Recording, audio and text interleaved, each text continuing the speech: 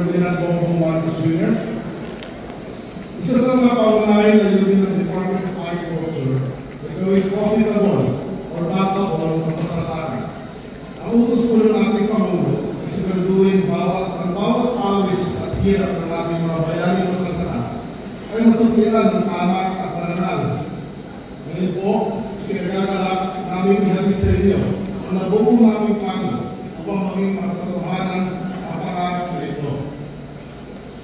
Sa loob ng maraming linggo, nakikipagtulungan ang aking opisina sa mga ahensya ng Department of Agriculture. Kabilang na ang NIA, PhilMec, PhilRice, DSWN, ADI, ECIC, at DPI para sa Rice Convergence Program. Ang programa ito ay sama-samang hakbang tungo sa layunin mataasin ang produksyon ng palay ay baba ang presyo ng bigas sa merkado at pagandahin ang kita ng ating mga magsasaka.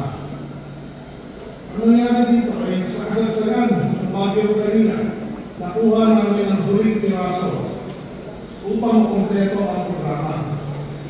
Sa kasagsagan ng malakas na ulan at pagbaha, nagpagtulong sa akin si Director Ramon Antonio at kasama niya si Ralen Madero at pumunta sila sa bahay ito. Sila ay mag-development back to the Philippines upang magbahagi ng idea nila at magsusulong ang mission namin sa DA. Hindi po kami nagpapatuloy agad namin pinulong mga opisyon ng DA at sila man ang masusit ng plano para sa programa. Ito din ay inaprubahan, kita na ang ng Presidente ng PTI. Nabanggit ko ito ng Presidente Ferdinand Bongbong Marcos sa isang cabinet meeting sa Malacanang, kung saan buong puso niya sinuportahan. Sa kanyang basbas, pinatutag namin ang bawat aspeto ng programa upang tinakin ito ay handa at handang ipatupad. Ngayon po, ang programa ito tinatawag namin Agri-Puhunan at Pangtawid Program. Ang programa ito ay bibigyan ng credit ang lahat ng pangailangan ninyo mula sa soil preparation, mga bihi, direct seeders, fertilizer, at pesticides, hanggang sa hauling ng inyong mga produkto patungo sa mga dyers at rice mills.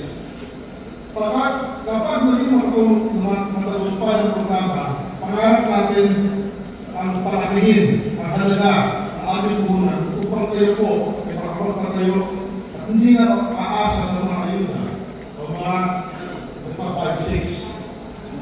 Nais natin makita ang ating mga magsasaka na umangat sa pamamagitan ng sarili pagsisikap kasama ang suporta ng pamahalaan. Ang hiling po namin sa inyong lahat ay buong kooperasyon at suporta sa programa ito.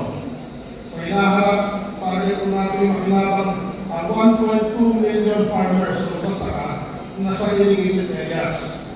At dahil patuloy ang ating pag-irrigate ng mga sakahan, sigurado mas marami pa ang matutulungan ng programa ito. Malaki po ang aming tiwala na ang programa ito ay game changer sa agrikultura. Matutulungan lang tayo para sa magtulungan naman tayo para sa masaganang bagong Pilipinas. Maraming salamat po. Maraming salamat po, Secretary. At this juncture, para sa ceremonial launching ng ating puhunan at pangtawid program, narito po si Pangulong Ferdinand Bongbong Marcos Jr. at sasamahan siya ng Pangulo ng